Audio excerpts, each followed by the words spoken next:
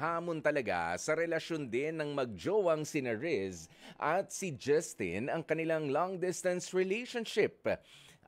Parehas mang nasa Amerika. 14 na oras naman ang kanilang time difference sa isa't isa. Naku ha, 14 hours ang pagitan. Edi parang ano rin, parang ikaw rin ang jowa mo na nasa pagka Middle East, mas malapit pa nga yung oras sa atin dito no? Sa Pilipinas. Yung iba dyan, no? Reklamo, 5 hours, yung difference. Ito, 14 hours, nasa isang bansa lang naman sila. Nga lang, yung isa kasi, nasa Guam.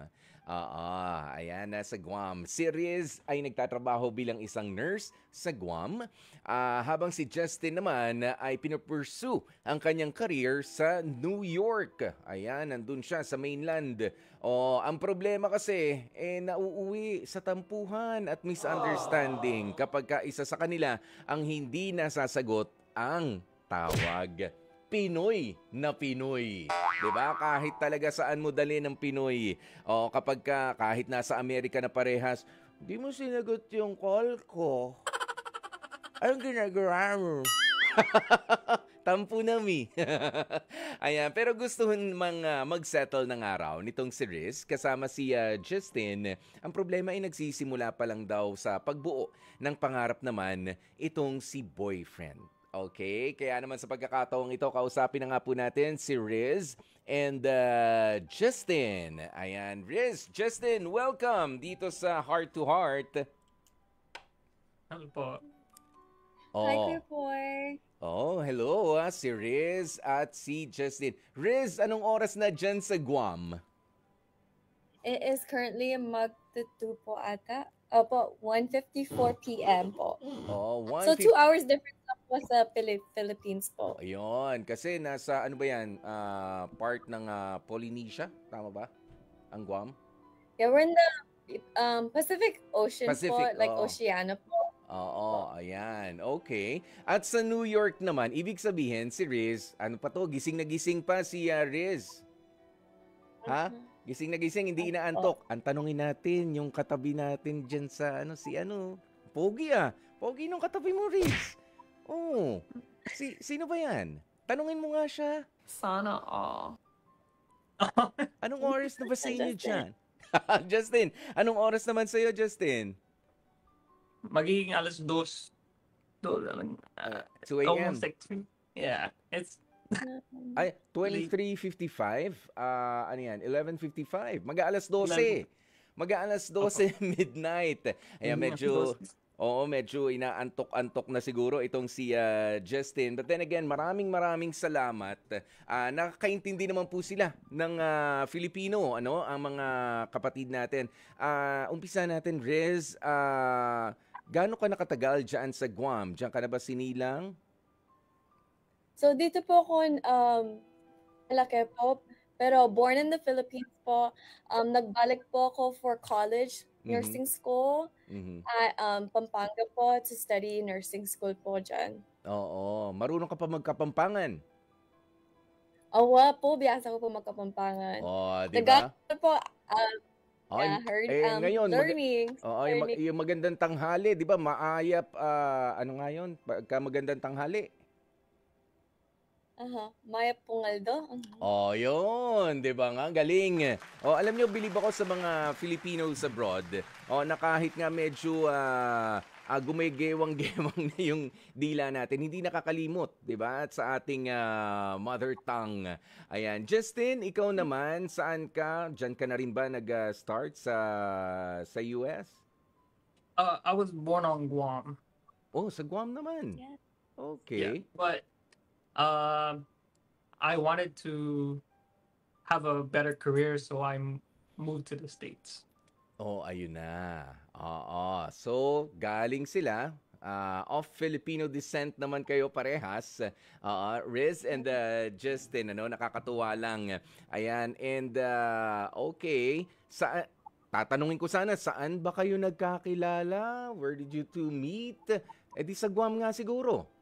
I suppose sa Guam, Yes po. Close friends namin po, nakilala po. yung best friends po namin, they decided to set us up po and then it ended up working out. Mhm. Kailan ito? 25 years old na kayo parehas, Riz and Justin. Yes po. About to Justin. be about to be 26 on the 1st of September. Oh, okay. So, Oo. it's almost my birthday. Oo nga. It's my birthday tomorrow. You're a Virgo. We're Okay. both Yeah. good looking. We're both nako, Riz, ingatan mo 'to, mabait 'to. Oh, mabait 'to. Magkaka-birthday kami, magkakaugali kami niyan. Behave 'yan si Justin. Oh, pero eto Justin, kwentuhan mo nga kami. Papaano kayo? Sabi nga ni Riz, sinet up kayo, pinagkilala kayo ng mga close friends ninyo sa Guam. Ano yung pinaka naaalala mo nung nagkita kayo at anong edad nyo pa lang noon? So, well, when we first saw each other, this was back in 2021, the Mhm. party. And then we haven't seen each other since because I wanted to pursue in a career in New York. Mhm. And then around last year, I went to Guam. I went back to Guam for a wedding. Mhm. And Not then not your wedding that's yet, huh? yes. Okay. It was not yet. No, Not not yet. yet. Just not yet. Okay. But I went to Guam for my friend's wedding, Mhm. and we were already talking back then. But we were already talking before. Mhm. But So nung umalis ka sa Guam, nung sinasabi mo, you're an item already. Hindi pa. Friends No pa lang. po. So not yet. 2021 po, we were friends but we did not keep in touch po. Di po kami nag-happen in 2021. It Oh. was more of we were in the same room pero no contact. Not Mhm. until last year po we started the contact because our friends decided po, ay both of you single, why Mhm. don't you guys just try Mm. try na lang. Ay na. And then, dahil nga sa mga kantsaw, very Pinoy, ano? Yung pagkakaset up sa inyo, Pinoy na Pinoy. Sige na, friend. Oh, parehas naman kayong single eh. Oh, yan. So, sino? Justin, well, knowing na babalik ka rin naman sa States, paano mo sinimulan yun na ano kayo, no? Na sige na nga kahit nalalayo ako, parang very risky, 'di ba? On your part, palayo ka eh, 'di ba?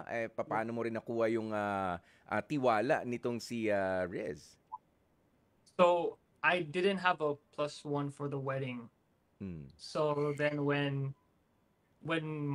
our friend set us up, I asked her to be my +1 for the wedding. Ooh, sweet.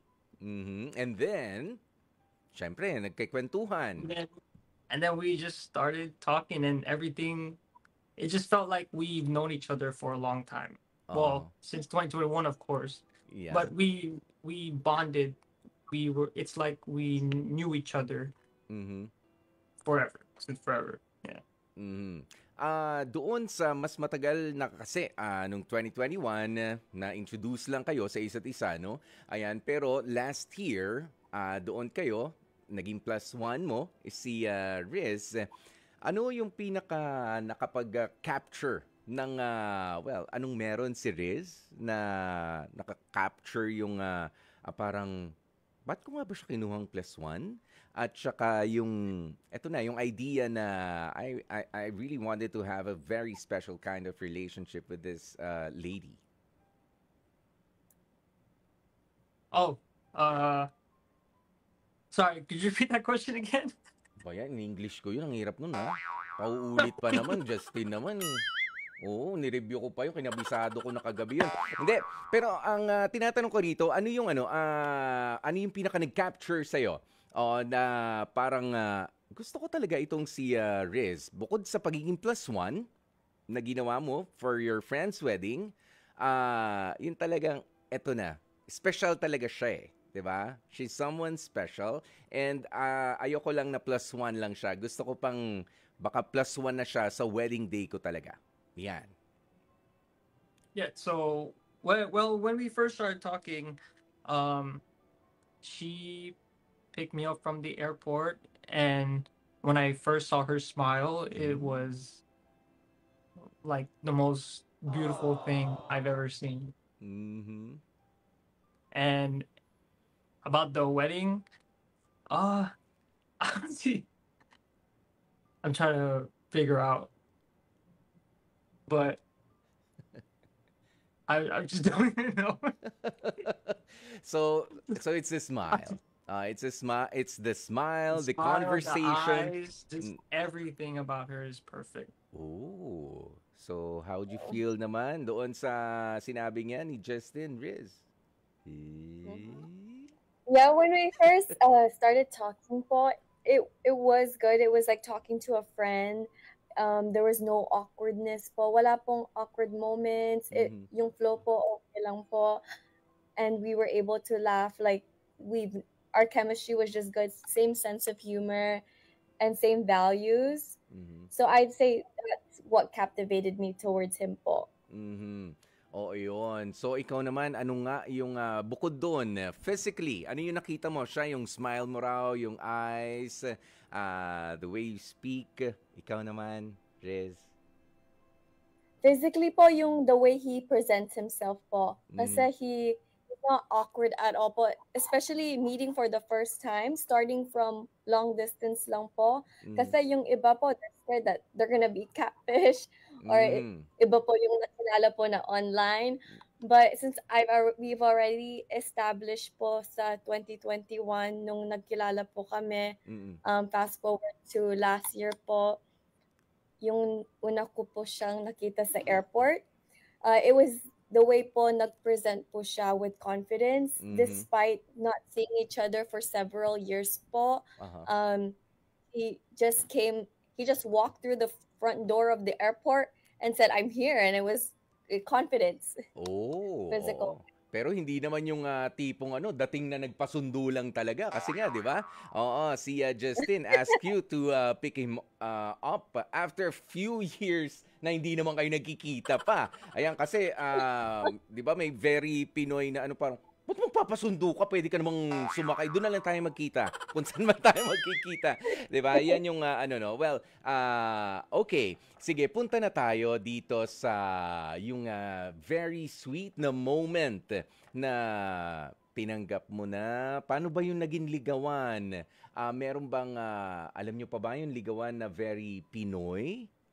In a sense, na parang, syempre, ito yung namin galing kami sa family na ganito. Meron pa bang mga pabulaklak? Meron pa bang mga patsokolate kahit na nasa States kami? Di ba? Yung mga ganyan. Okay, Riz, paano? Actually po, there was a moment po kasi nag-work po ko sa hospital. So we work as 12-hour shift for 3 days po. And we Mhm. have very different po na time zone. So na-surprise po ako na one time because coming from Filipino parents po, my parents are still very rooted Filipino, Mm. so strict. I still have curfew and I'm 25. Okay. Curfew, Oo. is curfew even with a job and income. So yung nagpasok po ako sa work, I was receiving an admission po from the emergency department. So kala ko po yung admission ko po nagtatawag po sa phone. Mm. Kasi po may radio sa work. So I hear my name being called out and I answered the phone. It was security.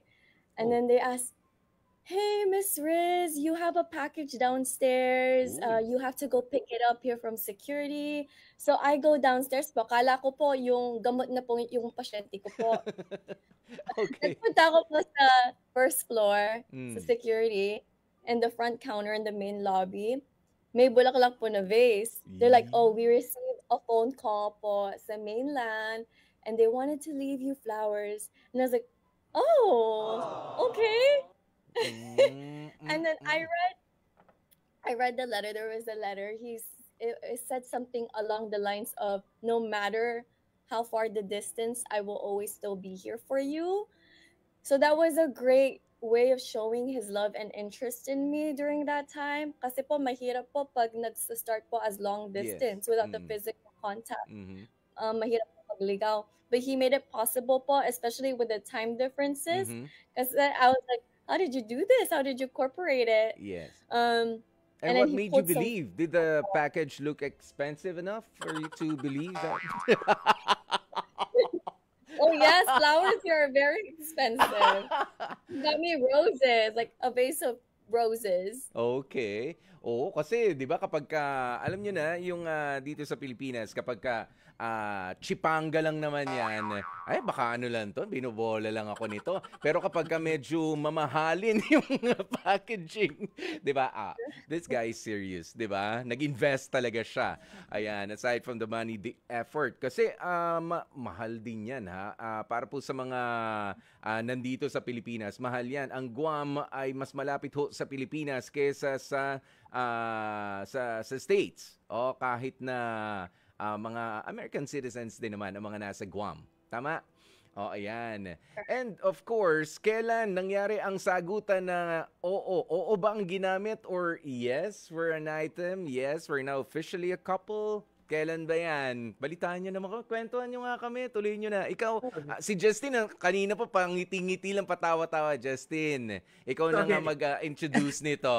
Oh, ikaw na mag-introduce. Paano ka nag-decide na pwede bang tayo ng dalawa? Paano?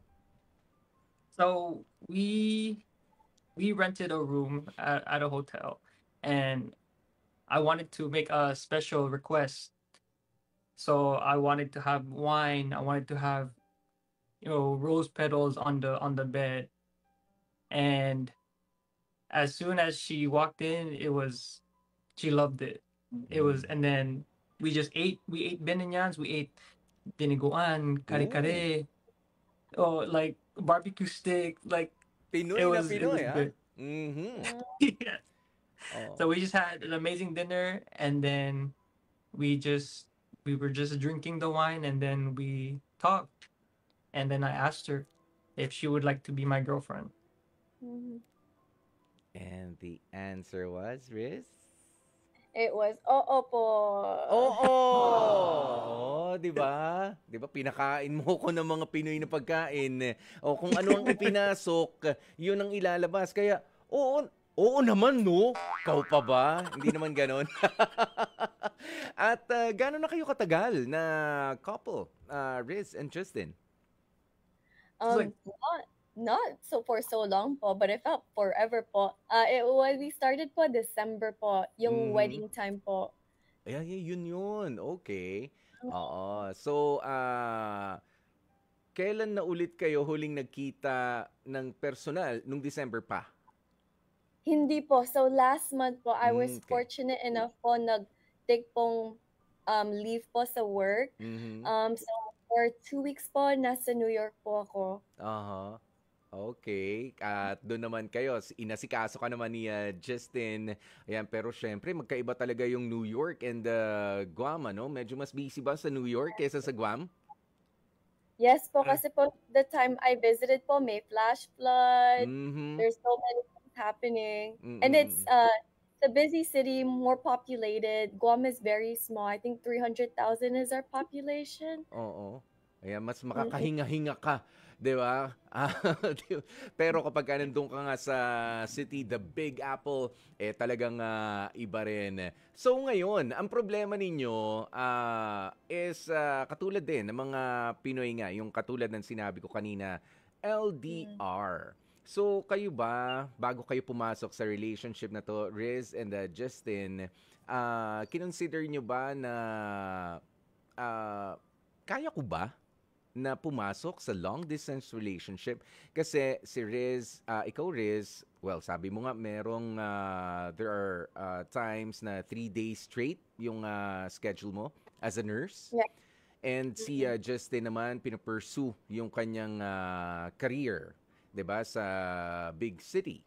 So papaano 'yun? Hindi ba kayo natakot na teka lang, can I really manage my time to be able to contact, to be able to get in touch with my partner? Papaano?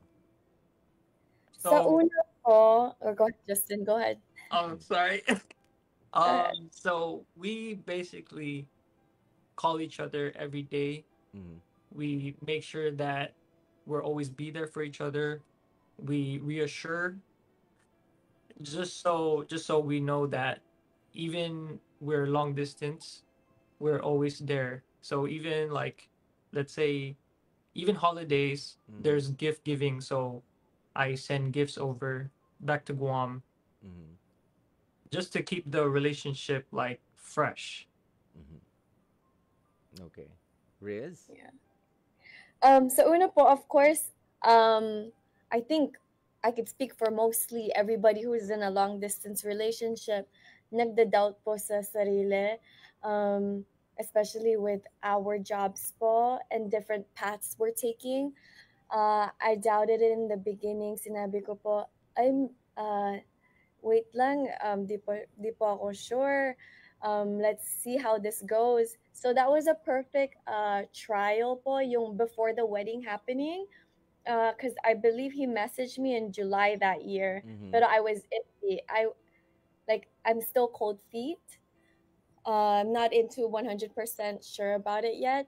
Pero during those months po, building trust po, I Mhm. think establishing po yung trust is the essential part of it para mag-build po from there. And that's how we've built on our relationship po. Because as long as there's communication and there's respect for each other's time, personal time too Mhm. is very important for Mhm. us. Oo. Riz, you told us earlier na at 25 years old, I'm earning my own money pero meron pa rin akong curfew sa bahay. Si Justin Yeah. ba, may ini-impose ka rin sa kanyang curfew? Kapag katulad sa bahay ninyo. Okay, you must be able to call me up at this particular hour because this is my break. I can talk to you and after this mag-rest na ako kapag beyond that time. Alam mo ba, medyo nagaganon ka rin ba sa kanya? Especially when you're toxic sa hospital. Mm-hmm. Um, wala na po man po. He does a good job. In the beginning po, oh my God. Mm. Ah, tumawag po siya, natutulog po ako. And then, of course, magagalit po ako kasi, Mm-hmm. yung time frame po for sleeping time, Mm-hmm. very little to none po. So, yung time na magka-call po siya, tas na disturb po yung tulog ko, that's when we fight. Mm. Um, and most of the time po kasi sa hospital, highly stimulated environment. Yes. I'm Mm. pretty sure most Filipinos are nurses, so they can relate. It's our Oo. blood. So they can relate when hearing machines po, hearing mga Mhm. patients po, very stimulating. So sometimes I want silence po. And the way I deal with problems, I would rather have silence first Mhm. instead of talking it out. Pero po sa curfew-wise, very lenient. Okay. Kasi po si Justin Rin, he works hard Mhm. and he barely has time po to even go out. And he never gave me po yung um, as, uh, actions to assume po what he's doing po. Kasi yung pag-reassure niya po Mhm. sa akin is I don't have to ask for it po. He just does it. I, Okay. the Oh. bare minimum po, I don't Mm. have to ask. So Mhm. we've gotten along po with that. Yan. At syempre, ang tatanong ko dito, no, para lang magka-idea rin. Sabi mo nga, ano, kailangan na build yung trust, kailangan tuloy-tuloy yung communication. How much time yung ibinibigay nyo talaga kahit pagod ka na Riz, kailangan mong tawagan si Justin or Justin, kailangan mong tawagan si Riz. 14 hours ang difference natin. Pagising kayo, patulog na ako, 'di ba? Basically parang ganun yung time. Pero how much time do you allot in a day? Sabi nyo kasi, sabi ni Justin, we call up each other every day. Ayan, ano ba? 30 minutes to an hour, ganun ba dapat? Naka-video call ba? Or kahit voice call na lang? Para may idea din yung iba na it really isn't that hard naman kung may ilalagay tayong effort sa relationship natin. In the beginning po, it was to the point where honeymoon phase, always Mhm. on the phone po. Okay. Mm. Tapos na-figure out namin po, I'm just hindi going to pala the po yun. grocery. I'm just going to yung mga ganun lang ano, lahat ng ginawa mo naka-report eh. Yeah. Pero na-figure out namin po, hindi pala po healthy yun. Because Yeah. then, you start bickering po. Kasi Mhm, naman mhm. po, like for example po sa bahay, if you live with someone for a long time, especially just even family members, magka-clash po. Talagang Yeah. magka-clash if you don't have personal time for yourself Mhm. po. So we've made it a point po, okay, let's call at this time, and then if you feel like we miss each other, you're allowed to call because we're not putting a strain on it. Wala Mhm. naman po restrictions with calling, but it's just about respecting each other's Yes. time and boundaries po. Mhm. But for most part, we probably spend 1 to 2 hours on the phone, but it's in intervals. Mhm. Throughout the day po, we space it out po kasi different work schedules talaga po. Yes. Oo. Justin, si Justin ba? Sino sa inyo yung Justin? Can you be honest? Sino yung medyo nairita nung mayat-maya na lang? Ayun nga po, nandito ako sa grocery, I'm just going to grab something. O kaya nandito na ako sa gasoline station, I'm 3 minutes away from home. Ayan yung mga ganon. Parang, okay, do I really have to know these things? 'Di ba yung mga ganun? Sino ba medyo naging irritable? Si Justin ba? Si Riz? At syempre, dahil nga doon na-figure out nyo na, hindi, kailangan talaga meron lang particular hour, time of the day na mag-usap tayo. I Justin. think I think it's her that gets irritated because I like to talk a lot. Mhm. Well, not now, obviously, but Well. so I always update her, even if I'm cooking rice. Oh, I'm in the bathroom. Okay. You know, it's always like update her, just so she knows that, not like in a weird way where she Mm. needs to know everything, but I want to reassure her and make sure like, okay, this is my life. This is my. How's your day? Oh yeah, I did this. I did that. Mm. And then I update her to make sure that everything is okay. I'm not going out. I'm not doing anything. That's the good thing about us, Mhm. because we don't have trust issues. Oh, We ayun. always trust each other. We don't doubt each other. Mhm. Even if I go somewhere, like I'm just going, I don't know, McDo or something. Yes. She's Mm. not gonna get mad at me and ask me where are you at. No, she Mm. doesn't do that. She trusts me. I trust her. Yeah. We both don't doubt each other. Mm. 'Di ba? Ayan kaya natin tinatanong kina Justin and kay Riz kasi nga kapag lagi ring updated yung isa, lalo na may 14-hour time difference kayo, of course nagpapahinga yung isa. Magva-vibrate o tutunog yung phone, nagpapahinga, and then okay, gumising ako para dito. Paano ko mapapahinga, 'di ba? Parang yan, just to give yung iba na takot sa LDR na hindi pwedeng ganyan. Pero 'di ba, kailangan lang ng discipline and trust talaga para sa isa't isa. So now, okay naman ang relationship nitong sina Riz and Justin, kahit pa nga yung isa nasa Guam, yung isa nasa New York. Ano naman ang pwede ninyong maipayo? Yan, maipayo bilang mga Americanized Pinoy pa rin naman, 'di ba, na nasa ibang bansa. O na very Filipino rin ang naging pagliligawan, 'di ba? Yung pag-umpisa ng at kahit nga yung pagpapasagot ni 'di ba, ni Justin kay Riz, talagang mga inihanda niya, Pinoy delicacies, 'di ba? Anong maipapayo nyo para dito sa mga takot sa long distance relationship pero na-realize nyo na hindi naman siya ganung kahirap, nga lang hindi rin ganung kadali? Go ahead, Justin, Riz. I wanna advise everybody po, hanapin po yung sarili po unang-una. If you value yourself po, you're gonna be secure with yourself po. Less doubtful po when entering into relationships. That's what I've learned po from my past and my current relationships in my life, be it friendship, intimate relationships po, is to have your own personal interests. Because your relationship is not gonna be po yung personality niyo po, your whole personality.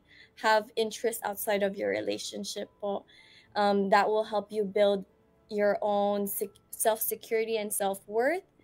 And yeah, other than trust, honestly, trust is the most basic thing that everyone should know. But I think really yung pag-i-invest sa sarili nyo, yung worthwhile sa relationship. Yes. Okay. Self-love is the best love. Aha. Eh doon naman sa difference na yung isa nasa big city, yung isa nandun sa nasa kumbaga parang nasa province, no? Oo.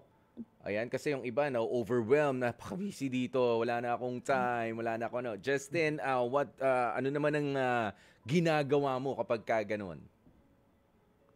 I usually just stay home, really. Like, I don't like going out much. I'm not much of a I like to take pictures. I go out for nature, but in the city I don't like the city. Okay. There's too many people. Oh, I noticed maraming ang pictures sa likod mo. Sigurado ka bang pictures ni Riz yeah. yan and you together? Yes. Oh, ayan. Sa mga pictures niyan together, ang dami na agad, ano? Yung mga memories na iniipon. O, hindi pa kayo nag-anniversary. I can just imagine kapag ka nag-anniversary na kayo. Pero, guys, meron kayong mga ano, di ba? Riz and Justin, meron ba kayong... saan ba masusundan ang love story ninyong dalawa? We post mainly on our social medias po, our Instagram stories. Yeah, just Rizalin. Gusto namin makichismis di ba? Sa simple, pero alam niyo yun, napaka-sweet na love story ninyo. Alam mo, si Riz, meron, at si Justin, sabi, ni Gail Enriquez, napaka-romantic ni Justin. Meron mga comments dito. At sabi niya, napaka-romantic ni Justin. Nakakatuwa magkwento si Riz. Masayahin siya. Ayan. Si Charisse, sabi niya, OMG, ang sweet and ang cute nila. Nilang dalawa. Okay? And nasan pa? Ayan, nagkakabistuhan na. Yung iba kasi dito, nakarelate doon sa part na nakareport. Nakareport daw agad. Ang ginagawa mo, nasan ka ba? Ba't di ka sumasagot? Yan, yung mga ganyan, kakatampuhan, nakarelate sila. Pero alam nyo, no, natutuwa ako kay Riz and kay Justin kahit pang bata pa na mga nakarating sa Amerika, hindi nakakalimot sa pagiging Pinoy. 'Di ba? Nakakaintindi ng Filipino. Ayan, and I would like to commend your parents for that, kasi maganda na hindi natin nakakalimutan. Yung pagsasalita natin, yung mga kaugalian natin, mga Pinoy na Pinoy. Ang cute nung sinabi ni Riz na may curfew pa rin ako, 25 years old, Pinoy, di ba? Diba? Ayan, tapos si Justin naman, ang mga pin-repair niya, mga barbecue, Pinoy style. Ano pa yun, may dinuguan ka pa, merong... ano yung mga hinanda mo pang food sa date ninyo ni Riz? Diba? That's very Pinoy. Diba? Huwag tayong makakalimot. Ayan, kasi alam mo dito, Riz and Justin, may ilan akong mga nakilala, no? 2 months pa lang, 3 months pa lang nasa call center. Mas hindi na makapagtagalog kesa sa inyo. Medyo hirap na sila makapagtagalog.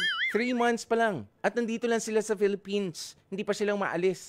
Hirap na makatagalog. Pero ako, I really commend yung mga Pinoy sa abroad na very, nagka-communicate. Okay, sa mga kapwa nating Pilipino na Pinoy naman tayo, di ba?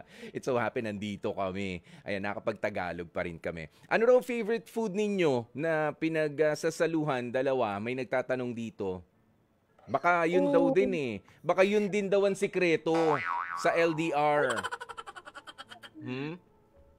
I love kare-kare. And may local restaurant here po, nagsaserve pong sisig. Because, Kapampangan po. So, I have to have my sisig po.